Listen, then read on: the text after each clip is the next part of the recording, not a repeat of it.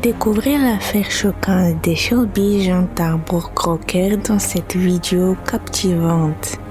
Plongez dans le monde du crime réel alors que nous explorons les événements tragiques qui ont conduit Marcus à se rendre à l'appartement de Shelby vers 22h. Qu'a-t-il découvert?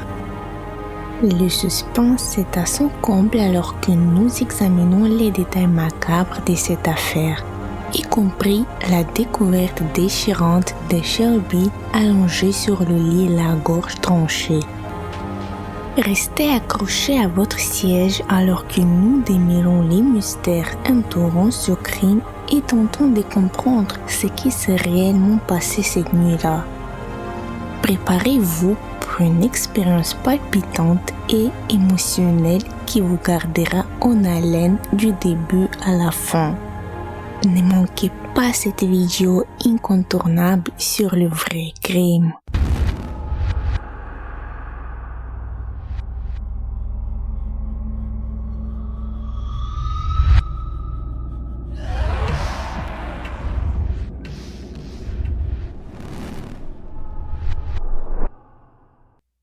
Shelby Tarbor, de 20 ans, était une jeune fille déterminée qui rêvait d'une belle vie.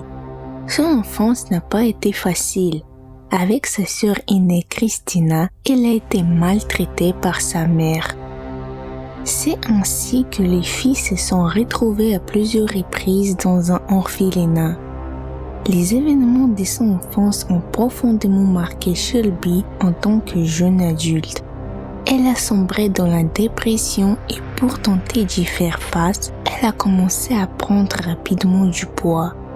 Au fil des ans, elle a lutté contre son poids, mais à force de travail, elle a réussi à perdre plus de 80 kilos en 2 ans. Shelby s'est sentie en bonne santé et belle pour la première fois. Bientôt, la jeune fille quitte la campagne pour la ville de Houston, où sa vie commence à s'améliorer. Elle a un petit ami, un appartement dans une résidence prestigieuse et de nouveaux amis. Cependant, elle en voulait plus et Shelby décida de devenir mannequin. Mais avant de commencer à se rapprocher de son objectif, la jeune fille prévoyait de corriger un peu son apparence, de se faire une abdominoplastie. Cependant, cela demandait beaucoup d'argent et Shelby a rapidement trouvé un emploi bien rémunéré, l'escorte. Elle a assuré à sa sœur que son objectif était de sortir avec des hommes riches et rien d'autre. Cependant, en avril 2014, elle a été arrêtée pour prostitution. Elle a passé 33 jours en prison et a payé $412 de frais de justice. Shelby a dit à sa sœur qu'elle s'était simplement trouvée au mauvais endroit au mauvais moment.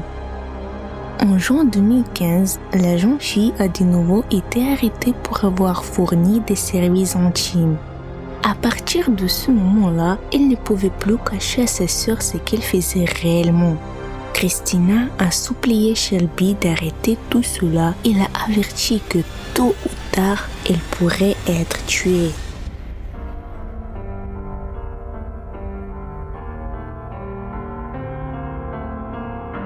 Le 4 novembre 2015, Shelby avait un rendez-vous avec un client.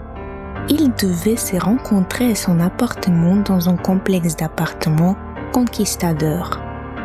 Vers 20h, la jeune fille a échangé des messages avec sa tante. La femme a demandé si Shelby peut parler maintenant, ce à quoi elle a répondu « Non, je suis au travail ». La tante a envoyé un message disant qu'elle l'aimait, mais Shelby n'a jamais répondu. 2 heures plus tard, le petit ami de Shelby a essayé de la contacter par téléphone, mais ses appels sont restés sans réponse. Soupçonnant quelque chose d'anormal, il a décidé de se rendre à son appartement pour voir si elle allait bien. Ce qu'il a trouvé devant la porte de l'appartement numéro 3B l'a horrifié. Lorsque l'homme est entré dans l'appartement, il a vu le corps nu de Shelby allongé sur le lit. La jeune fille avait été égorgée et il y avait une énorme flaque de sang sur le sol à proximité. L'homme a rapidement compris qu'un crime avait été commis et a appelé le 911.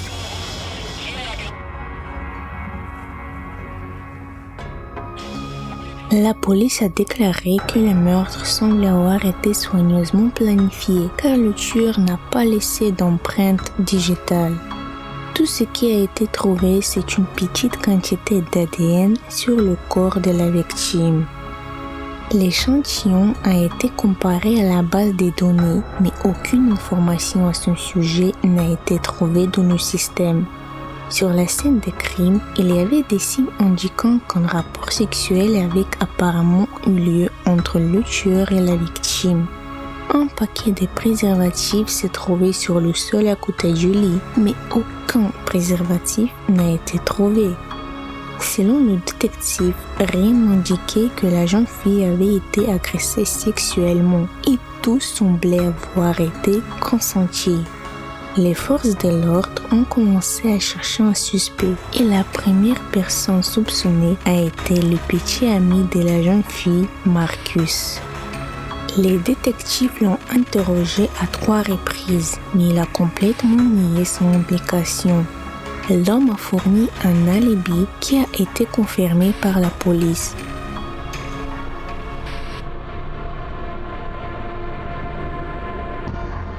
À la recherche des pistes, la police a récupéré des images de vidéosurveillance du complexe d'appartements sur lesquels le tueur présumé a été filmé.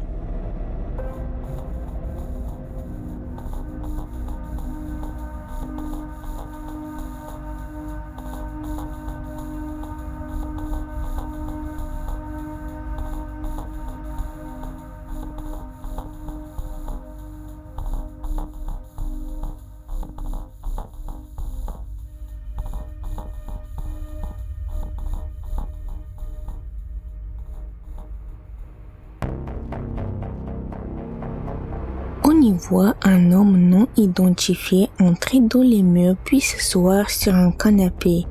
On ne sait pas ce qui s'est passé ensuite car la vidéo a été modifiée. Au bout de 20 minutes, il sort de l'ascenseur et quitte les meubles. À ce jour, cet homme est le principal suspect du meurtre de Shelby Turnbourg. La police a pu déterminer qu'il avait eu un contact avec elle peu avant le meurtre.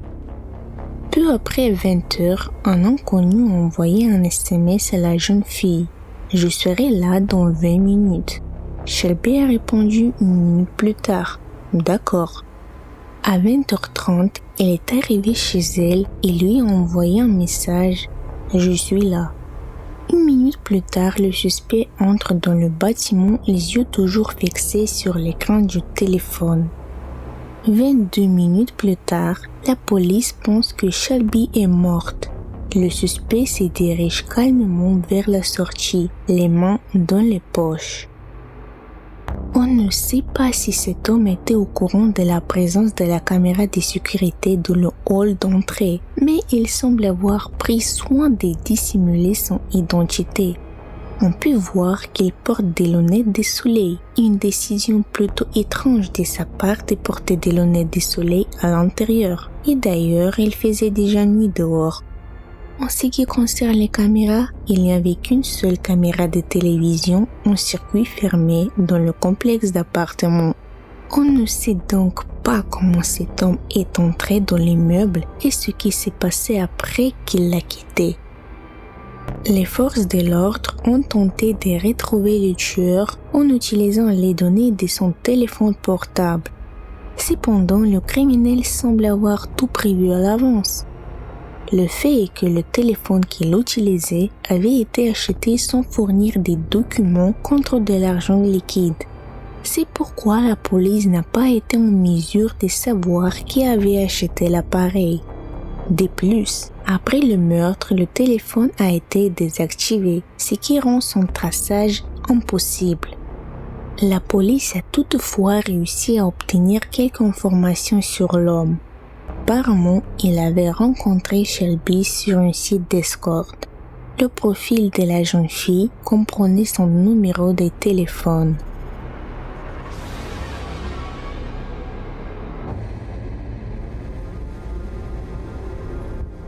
Compte tenu de toutes les circonstances de cette affaire, nous pouvons supposer que le meurtre n'a probablement pas été commis au hasard, étant donné que le tueur a tout planifié avec soin, qu'il n'a laissé aucune trace et qu'il a quitté les meubles sans la moindre goutte de sang. Cela suggère qu'il pourrait s'agir d'un tueur en série ou d'un tueur à gages. Bien que le petit ami de la jeune fille ait été écarté des suspects, nombreux sont ceux qui pensent que c'est lui qui est à l'origine de la mort de Shelby. Et voici pourquoi. Il s'appelle Marcus Dwayne Johnson, ou simplement Mark G. Il est une figure assez connue du cercle des intimes. Outre la relation amoureuse qu'il entretenait avec Shelby, il avait une relation d'affaires. L'homme a un casier judiciaire. Il s'agit principalement d'affaires de drogue et de proxénétisme.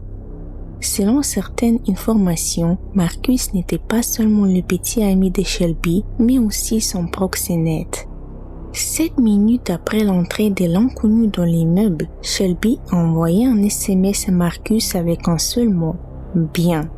C'était leur mot de code qui signifiait que tout allait bien. Shelby n'était donc pas seulement la petite amie de Marcus, mais aussi sa source de revenus personnels. Mais alors pourquoi aurait-il voulu la tuer? Selon certaines informations, Shelby travaillait pour la police en tant qu'informatrice. Marcus n'en savait rien.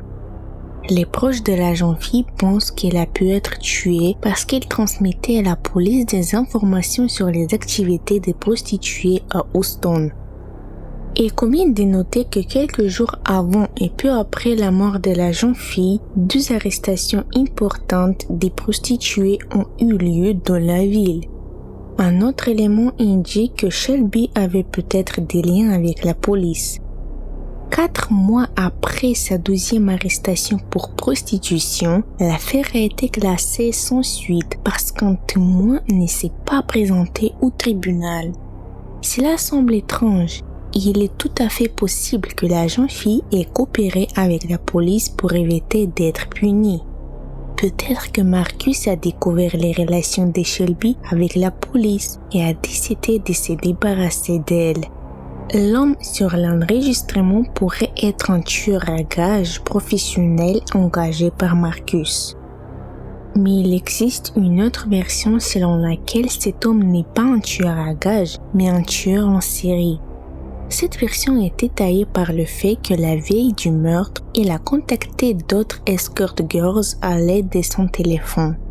C'est peut-être ainsi qu'il a choisi sa victime. Il convient de noter qu'il s'intéressait à des filles d'un certain type, les blondes. Cependant, il n'a jamais rencontré aucune d'entre elles et a choisi Shelby. À ce jour, l'identité de cet homme reste inconnue, de même que le motif de son assassinat. Le tueur est toujours en liberté et qui sait combien de victimes il a encore sur les bras. Vous voulez soutenir notre chaîne et la faire connaître à un public plus large? Alors abonnez-vous dès maintenant pour ne manquer aucune de nos vidéos passionnantes. N'oubliez pas d'appuyer sur le bouton like si vous avez aimé cette vidéo et laissez-nous vos commentaires pour nous aider à améliorer notre contenu. Votre engagement est crucial pour la promotion de notre chaîne et nous vous en sommes extrêmement reconnaissants. Ensemble, nous pouvons construire une communauté dynamique et enrichissante. Alors, n'attendez plus et rejoignez-nous dès maintenant en vous abonnant, en mettant des likes et en laissant des commentaires.